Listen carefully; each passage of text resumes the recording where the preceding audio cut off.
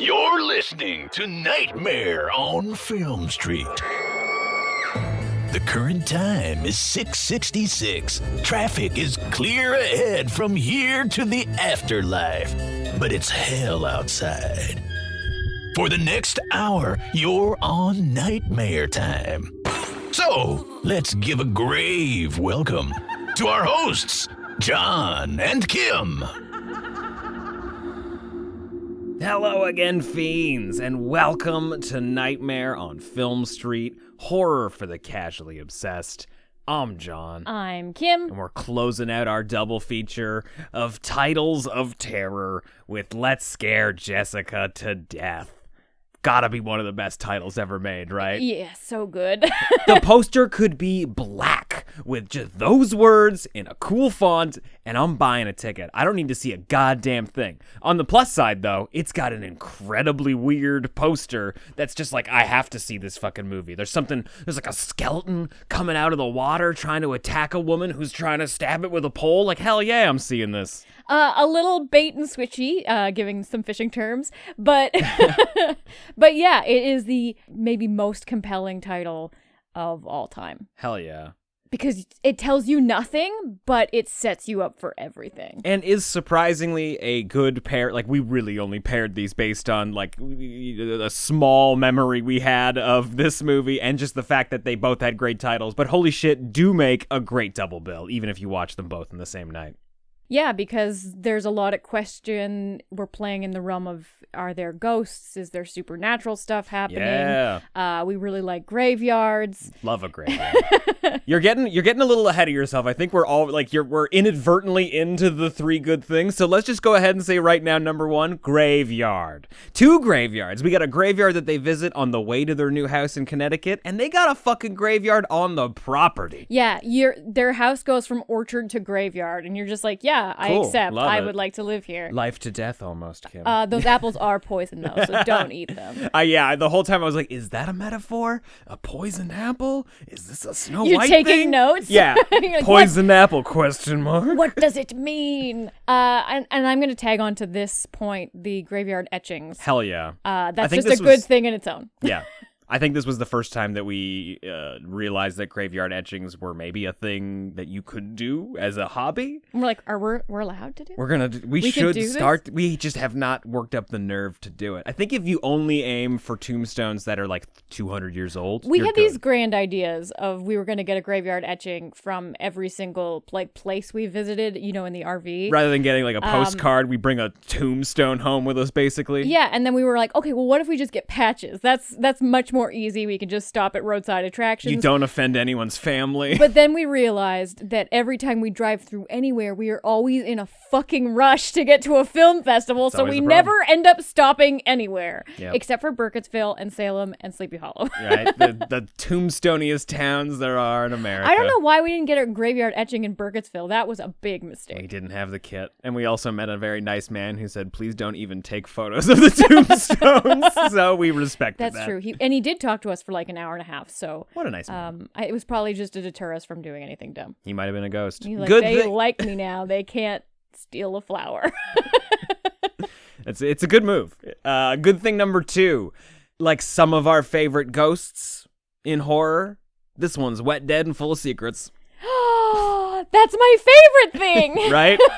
What's our number three? What was that even from? That was an episode title from our early podcast days, right? Yeah, I believe that was The Ring and What Lies Beneath. Oh man, what a great fucking episode title. I have to say, What Lies Beneath would also be a great fucking pairing with this movie. Same with Carnival of Souls, another wet, dead, and full of secrets movie. The whole time I was like, God damn, we should triple bill this with Carnival of Souls and just talk about it again. But you're always it's so weird because you're just like, why are husbands always suspicious? And then there's like a third female ghost getting in like infiltrating into their relationship. Yeah, it's a love triangle with the afterlife. You can't even keep your marriage together when there's a dead woman trying to get in it. Like, It's doomed. what if an alive woman tried? What's number three? What's our good thing number three? This is definitely a psychological slow burn, Hell which yeah. for some people you're like, that's not really for me. But I will say a lot of psychological slow burns, especially in the 70s, they really languish and they're really slow and sometimes they don't pay off. And I will say, Let's Scare Jessica to Death does not lean too far into ambiguity. It's got those elements, it's got that psychological play, but it definitely serves on giving you like a resolute scare. Yeah, and I think it has enough tension and creepiness sprinkled throughout. You don't have to wait an hour for things to start getting weird, like kind of weird from the get-go. And it's very mysterious and very compelling. Like the mystery, you want to solve it, and you're only given these snippets and these tidbits, so it could really be anything, but you know something is wrong. And it's not like, is something wrong or isn't something wrong? Something is wrong. So those are our 3 good things, 3 reasons why we think you should check this movie out if it's been a little while. It's been 10 years for us. We kind of both forgot everything about this movie before sitting down to watch it. And we're going to play a little trailer to refresh you before we come back and get into full spoilers. I'm calling on all the spirits of everyone who's ever died in this house. Jessica. I'm calling on all the spirits of everyone who's ever died in this house. Jessica. Paramount Pictures presents Let's Scare Jessica to Death.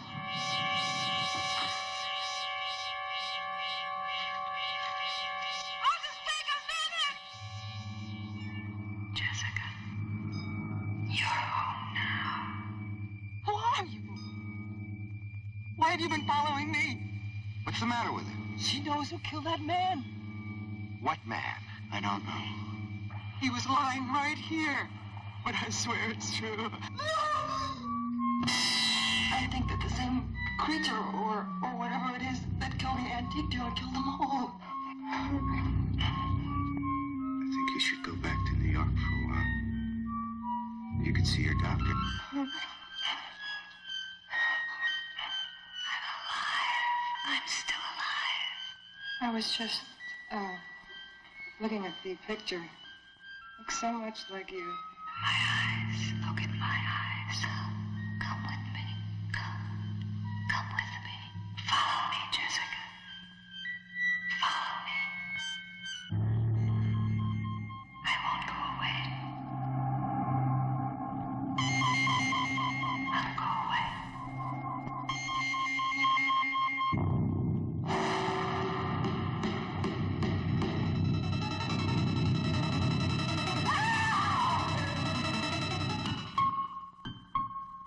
It's not real, Jessica.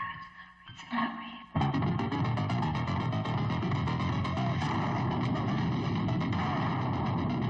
Jessica, I'm here. I'm here, Jessica. No! Stay. Stay, Jessica. Stay. I'm still here. I'm in your blood. No! You want to die, go on. You want to die. Leave me! Will you be quiet? I'll hear you!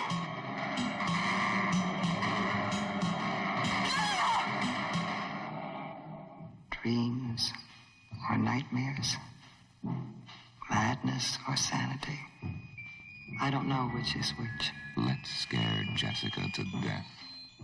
Let's Scare Jessica to Death is currently sitting at a 6.4 out of 10 on IMDb, a shocking 36% Wow. on Rotten Tomatoes, and a 3.5 out of 5 on Letterboxd. Can we, now we don't usually do this, can I needle through some of these Rotten Tomatoes reviews and see what the fuck happened? Yeah, I would like to hear some of these. I always thought this movie was really well respected and beloved. And it wasn't until I was looking up just before we started recording that it's kind of gotten a cult status. Like it's been one of those like slow burn into respect movies, which is a total surprise for me as somebody who didn't exist in the 70s. Yeah, so this review here from from Time Magazine from 1971, Rotten, Chicago Daily Herald liked it.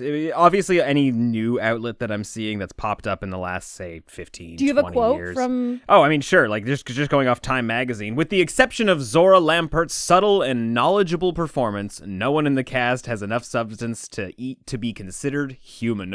Oh, The title of the review is Cinema, Batgirl.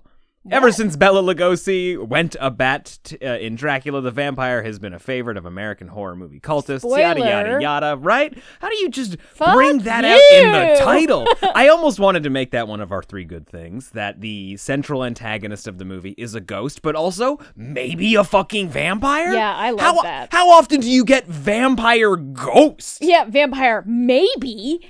You Maybe. never get a maybe vampire.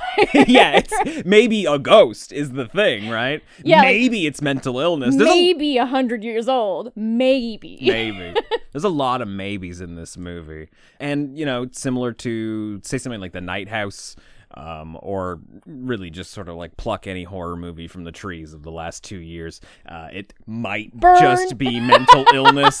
That's definitely where I think it's gotten maybe more of a modern appreciation. Is that literally what elevated horror is? Like, it is could be now. horror, but it's just mental illness. Well, it's a drama, but we've got the horror of mental illness sprinkled on top. Bam, you've got a horror movie. Hello, 824 and IFC Midnight. How are you doing?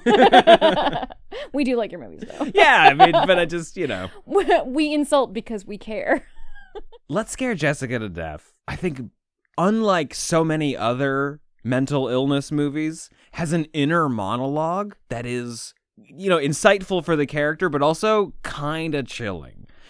It really makes Jessica like such an isolated person. She's got this smile on all of the time, but even when she's smiling, staring directly at the camera, her inner monologue voiced over in the movie is like, don't let them know that you're scared. They'll never believe you. You're like, oh, fuck, this looks awful. Yeah, she's constantly like antagonizing herself, and this is so nailed in Zora Lampert's performance as Jessica, because she is on the whole movie. Mm-hmm.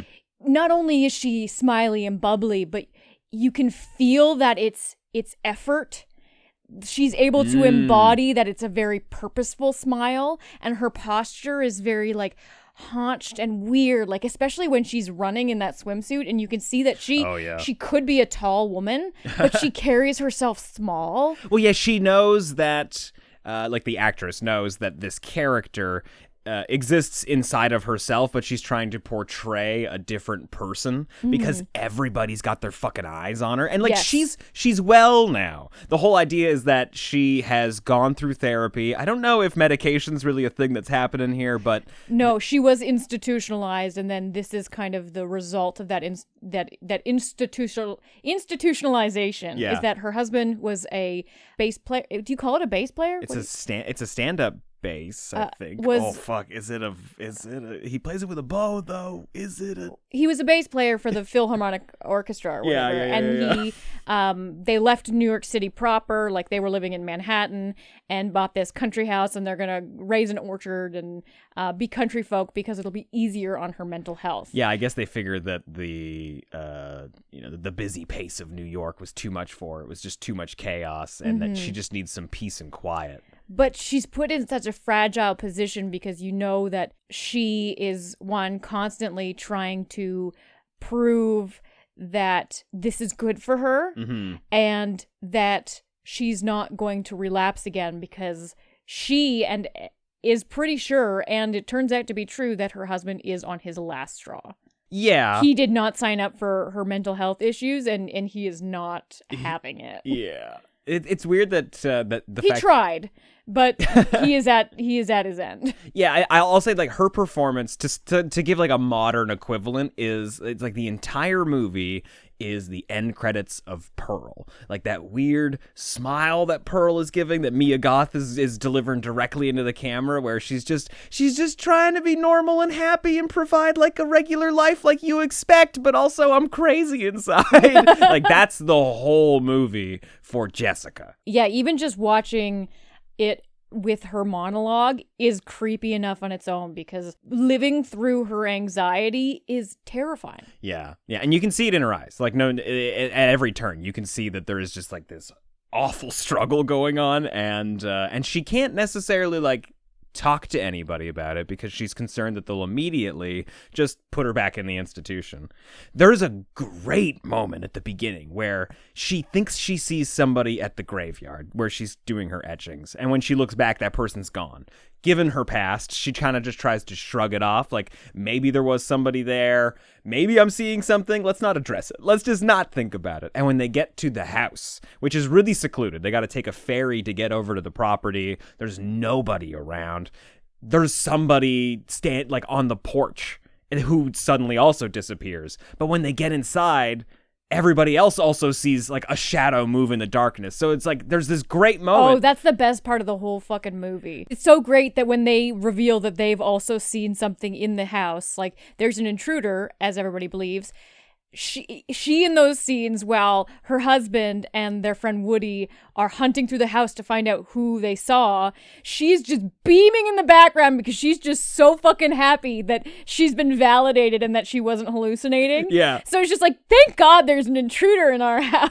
Yeah, like the whole idea, it's like, I think I saw something. Oh, I saw it too. Oh, good! Like, she's very stoked on the idea that it was actually a thing and that no one thinks she's crazy. Yeah, and you can almost see her high on those endorphins. Yeah. Through that whole scene. Like, there is this, like, physiological happiness that she's experiencing, knowing that, like, oh my God, I'm doing okay. Yeah. And so much so that I think that feeling that she's in, that weird bliss of being validated, is why she invites Emily, who happens to be the squatter that they saw, why she invites her to stay. Definitely. Because she's just feeling so validated and so warm and fuzzy that she's just like, stay for dinner. I'm healthy. Yeah, there's no reason they should let her stay. It's just a person who's been squatting in a house that they thought was abandoned. Like, she could knife you in your sleep. That was my first thought. Yeah. Knife. How would anybody know? Like, you're in the middle of nowhere. It takes a ferry to get there. It sounds like the townfolk also hate this house. It's reportedly haunted. No one's coming near it. No one would look for your bodies forever.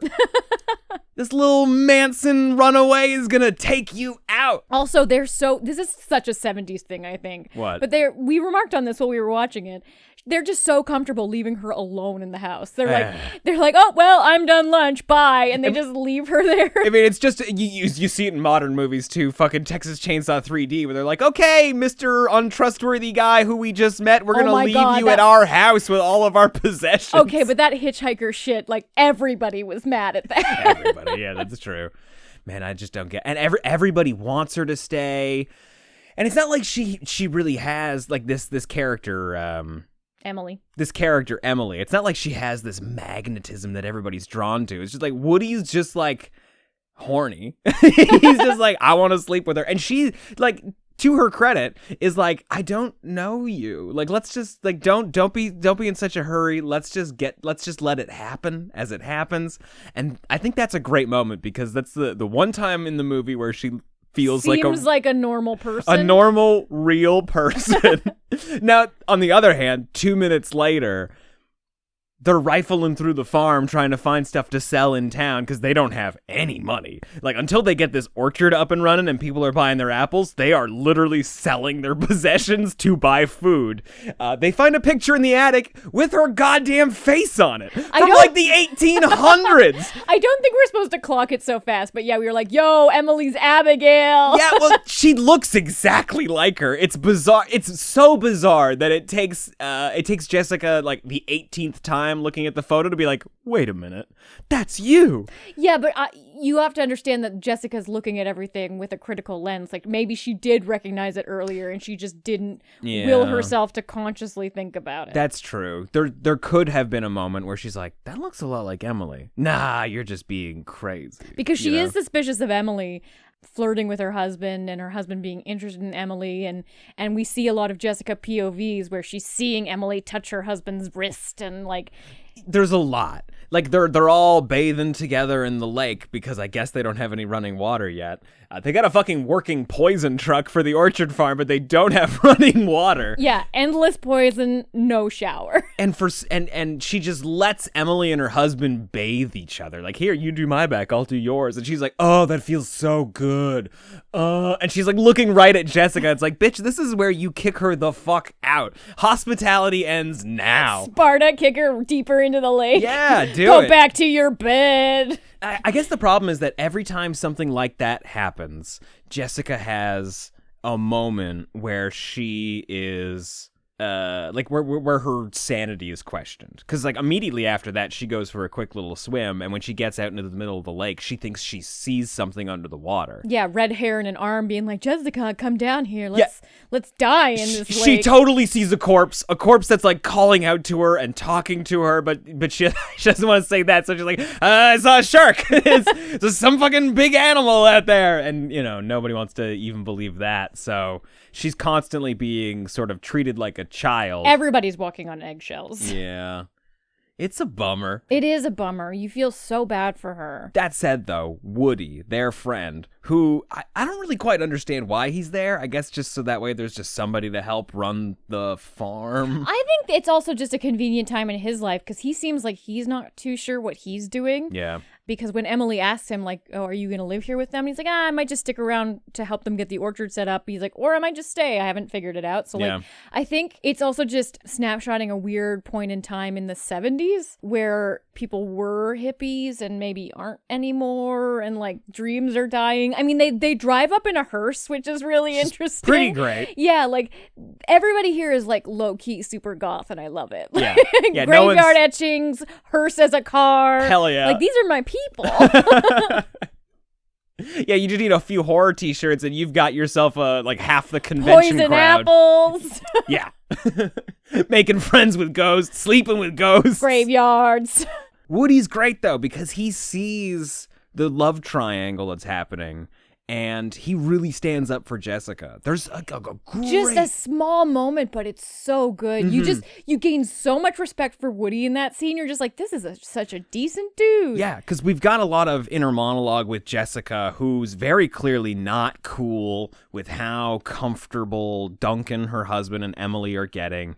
But she still all smiles. There's like that weird, scary desperation behind the eyes. Yeah, where she can't even hear the joke that's going on around her. Oh man, that's such a great moment. And Haven't then we all she- been there? Oh, and where then you she miss does a, that oh. laugh, and she's like, ha ha ha ha. Oh man, Good joke. Please That- don't ask me what it was about.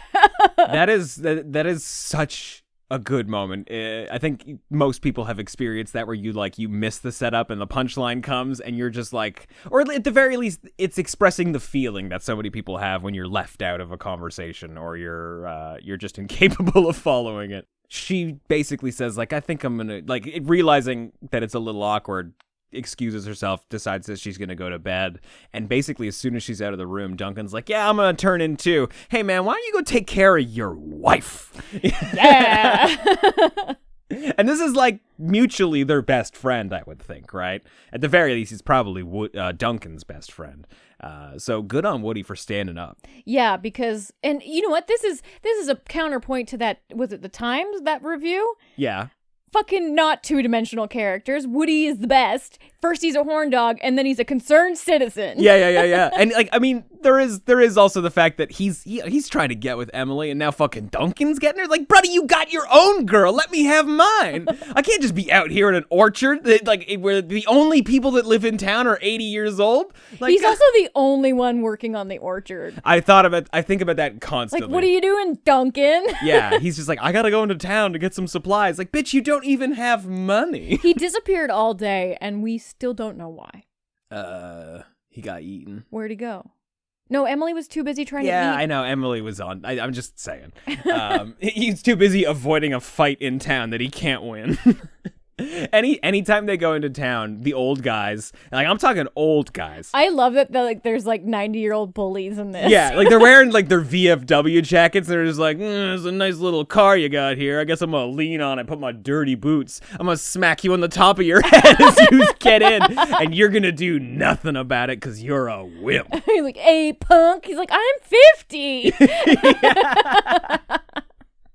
I know he looks so old. They're probably what 30, but he's got the receding hairline of a 65-year-old man. Yeah. Which is unfortunate. I mean, I'm almost there too, so maybe I shouldn't make fun of him. I should probably just get tips. Hats. Yeah. Gonna have to start wearing hats. The old men in the village, if you can call it a village, there's basically like an egg shop and one store we never go into. That was the very Carnival Soulsy moment for me. Yeah, well, yeah, the camera lens, the whatever they're using, like the weird close-ups, fisheye lens stuff. It looks so.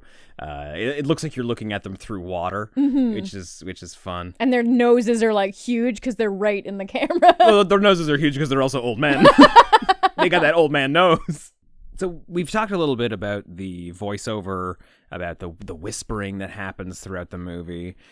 Could you tell whether there were two voices going on there, or was it always the same voice? No, there's definitely two, and Yeah? it increases throughout the movie. So at first it's just Jessica. Okay. I think where the like line in the sand is the seance. Okay, so that's the other thing that we completely forgot. Both of these movies have fucking seances. Don't you That love a ends seance? far too early. Yeah, no, they are a bad move. Like everything goes crazy from there. But I think that's Jessica opening her mind and inviting the people from the house in, which Yeah. is Emily. Because she does keep repeating, like, all of the spirits that have died in this house, come to us. And she actually starts hearing their voice. Well, and she hears almost like this radio play kind of overlaid of like this wedding that was supposed to take place. And she's looking at this baby picture, and there are sound that in her head that's not just narration. Yeah, she isn't exactly saying to the group that she's hearing any of that. But I think you're right. I think that's definitely where the other voices show up. I was having a hard time trying to figure out whether or not the voice was different. They sounded very similar to me. But It's definitely Emily. 100%. Like, but I mean, like, even though I was thinking of them as the same voice, they do have sort of two different personalities. I'm gonna 100% agree with you that I mean, are two both different of them voices. are antagonizing Jessica. Well, yeah, one is Jessica's own voice telling her what she's doing wrong and maybe just trying to, like, tell her, like, to calm the fuck down and keep things quiet. And the other one is more like, follow me, Jessica, come here. Like, you stay I'll with never us leave, Jessica. Yeah. You're fucked. Come swimming and die. And now that we're bringing that up, I'm thinking, like, it's kind of interesting that we have a mute girl who turns out, who we also think is maybe a spirit. This is another thing where it's like every time we think Jessica is seeing something, later on we find out that it's actually happening. It's actually real and they're really there. The girl that we see in the graveyard, who we also see on the property, who basically sort of like guides Jessica to a body that she then later can't show to the group, is a real girl from the village who's been wandering around, maybe possibly warning her about things, showing her stuff. It's also very interesting because she's mute and she can't speak. And did you notice that she has a scarf wrapped around her neck? So a lot of people have bandages wrapped around their necks in this movie. This girl, though, I'm assuming is not a vampire. So I think that Emily has taken out her voice? Yeah. Interesting. Or like severed her vocal cords. Because she's competition. She's this young, beautiful girl. Okay. So we got to start. We got to start trying to figure out the end of this movie. There are some things that happen that I think are open to interpretation, and one of the biggest things is that Jessica finds a mole. She brings it to the house to take care of it, and at night, someone kills the mole. Rude. Super rude, right? It also comes at the exact same Jessica time. loved that mole. She did. I can't remember what she named it, but it happens the same night that her husband finally cheats on her with Emily. He's been wanting to. I was reading like a synopsis and it was like, after Emily seduces Duncan. I was like, whoa, she had to do nothing. She really didn't She do like anything. Yeah. woke him up. Yeah.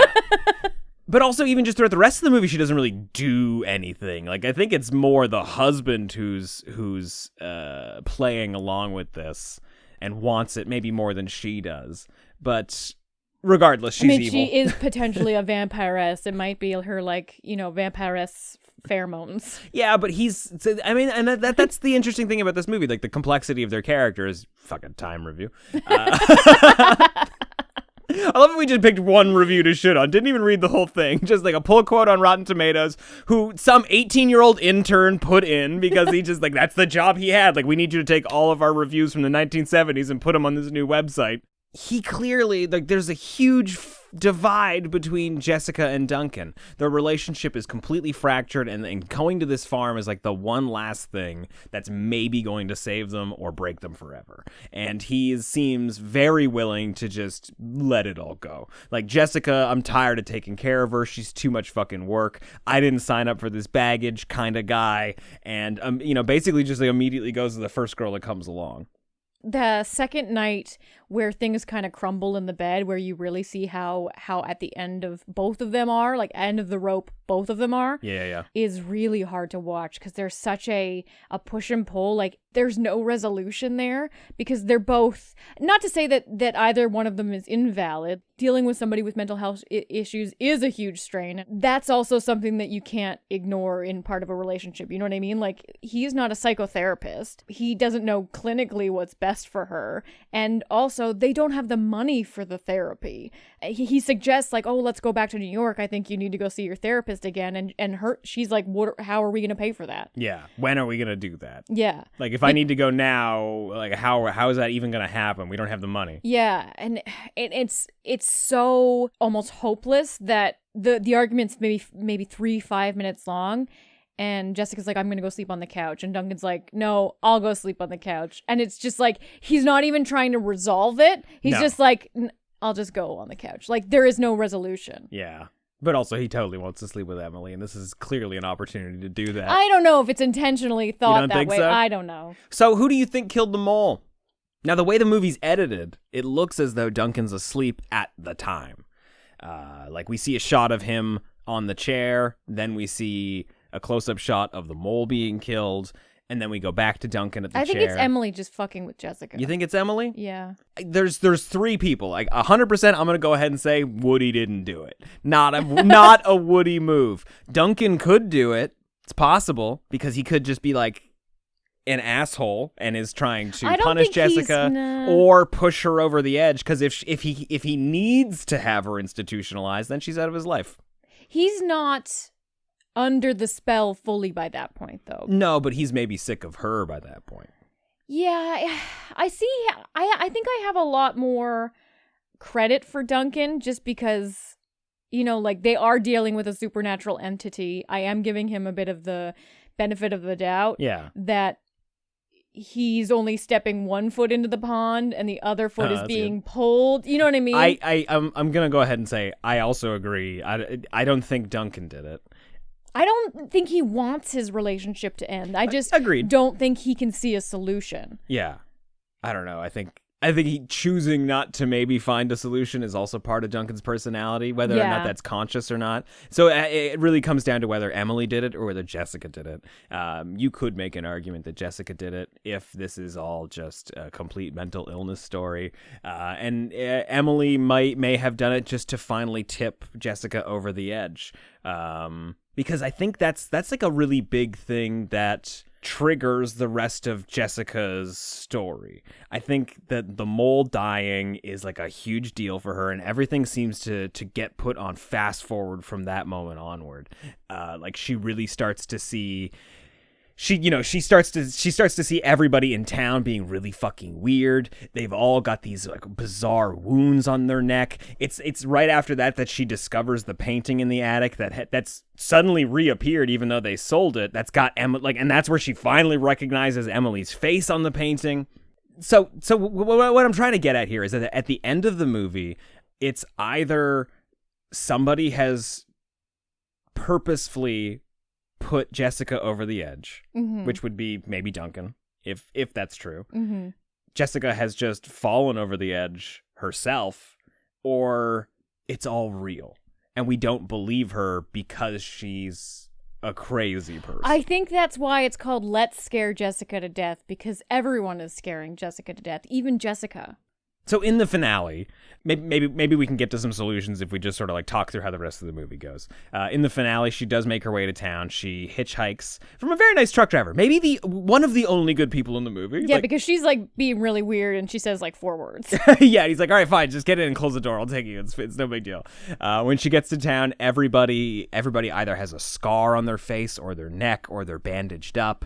Like maybe they've been attacked by this vampire ghost, including a guy, the antique dealer who they sold some stuff to, whose dead body she saw earlier in the movie. She sees him alive and well, but with a scar on his face. Everybody's acting weird. When she gets back to the farm, fucking Woody's dead, and the pesticide truck is just going haywire in the orchard with him hanging off the back, all dead and shit. The mute girl's in the oboe case. Right, I forgot about that. She runs down the stairs, knocks over I'm gonna go ahead and say cello? We've said a bunch of things. Surely one of them is She right. knocks over that big old gothic instrument case that looks like a torture device, and there's Straight a out dead of a Tim Burton yeah, movie. totally. There's a dead girl inside, and then Emily is just chasing her around the property. Most crucially, coming out of the fucking water like a ghost bride. I absolutely love the swimming scene when Emily's like, ha ha ha, I pushed you in the water even though I know you're terrified. And you're like, yo, is Emily turning right now? Is Emily gonna murder this girl? Is Emily doing a reveal that she is actually the bad person that we suspected all along? Yeah. And she changes from scene to scene, from being in like her cute little swimsuit to the full out bride outfit. Hell yeah. And she's like basically trying to drown Jessica. It's so good because you feel so validated. You're like, she is Abigail. But eventually Jessica finds her way onto a rowboat, and she's just sort of, taken a bit of a reprieve. All of the townsfolk are slowly like coming in like zombies, trying to like chase after her, almost like they're under Emily's control. She thinks somebody's trying to attack her from inside the boat, so she stabs them with the pole. Turns out to be Duncan, who's now dead, floating in the water. And the movie ends with her just like looking out at the shore with Emily and all the rest of the villagers just standing around watching her. Well, she kind of like collapses into the boat, so maybe she passes out, maybe she dies, maybe she makes it across. Oh, you think she dies of fright? But I think the idea too is that she is staying in the boat because like as long as I'm over here, I'm away from them and they can't get me. But once she passes out, the boat slowly starts to drift towards shore. We never see it touch down. We never see anybody like reach in and tear her apart or bite her on the neck or anything. But there's an inevitability to what's about to happen.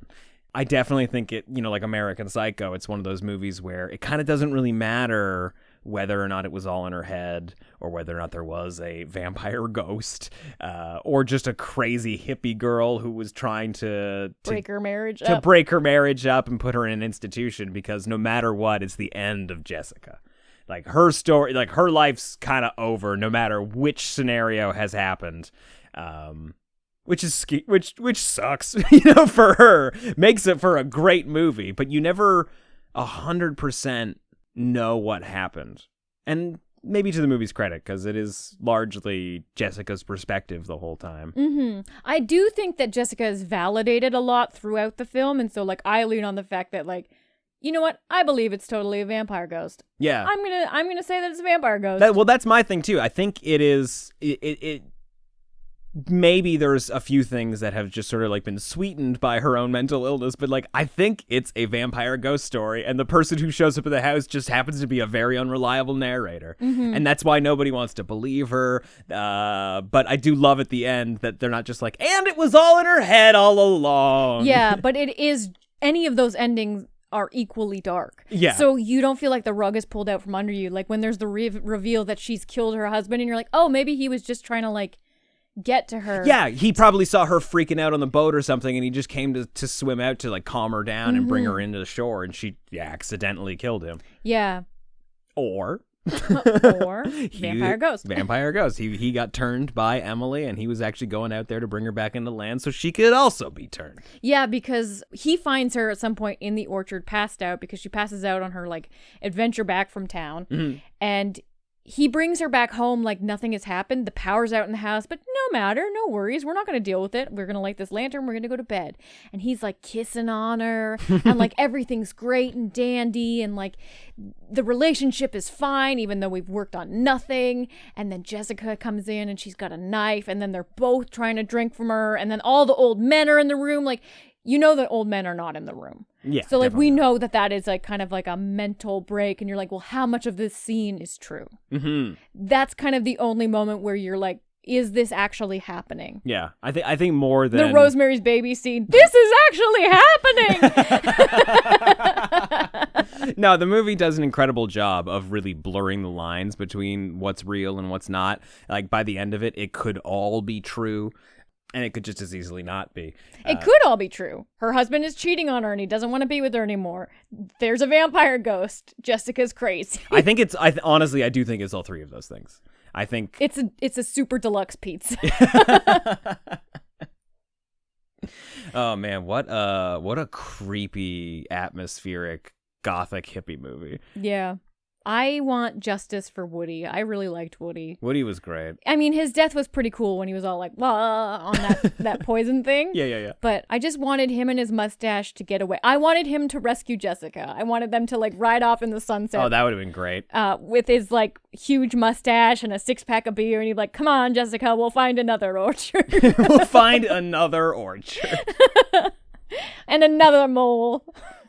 So how do you rate Let's Scare Jessica to Death? I really enjoyed this movie. It's crazy how much I had forgotten from the last time we watched it because Same. I remembered Yeah. really liking it, but did not remember anything about it. I basically like remembered the end of the movie and the graveyard etchings. That was kind of it. Yeah, I remembered the girl coming out of the lake. Yeah. So I'm going to go with a total 4 out of 4 because I had a blast. I'm more of a 3.5 out of 4 in this You know what? Long title bump. Yeah, it's got that long title bump. It's such a good fucking title. What I've learned from this little collection of films that we've done, this little head-to-head, is that you can trust a long title. Oh, you're saying you can't trust a short title? No, I'm just saying that long titles, they deliver. I'm going to do further study because our case study was only 2 films, but Well, I mean, a lot of giallos do have long titles, so we can go there. Yeah. I'm going to start compiling the data. Yeah. The data. Mm-hmm. And I will report back. But so far, long title equals good film. Let us know all about your favorite long-titled movies and your thoughts on Let's Scare Jessica to Death over on Twitter at NOFS Podcast, or better yet, in the Nightmare on Film Street Discord at nofspodcast.com/Discord. We'll be in there chatting about this week's episode, last week's episode, and every goddamn horror movie you're watching in between. Come join the Nightmare on Film Street Fiend Club over on Patreon to get bonus content, episodes, and rewards. Right now, we are doing a limited series on the Universal monsters that we're calling Graveyard Smash. It's a Graveyard Smash. We're going through all of the classic monsters like Dracula, Frankenstein, Bride of Frankenstein, The Invisible Man, and the rest. Join us there and get instant access to the episodes that have already come out, including our Friday the 13th series and our Nightmare on Elm Street series, and then even more monster films are coming. You can find all of that info at nofspodcast.com/fiendclub or patreon.com/nightmareonfilmstreet. Thank you so much for listening to the show. We hope you enjoyed it. Please, if you can, give us a 5-star rating on Apple Podcasts or on Spotify. It's actually a lot easier on Spotify. We only have like 402 reviews right now, and I'd really like to get up to 666 before the end of the year if we can. If you want to help us out with that, please be a ghoul friend and head over to Spotify and give us a 5-star rating. It really helps us grow the horde and get the show in front of more fiends like yourself. Until next time, I'm Kim. I'm John. Stay creepy.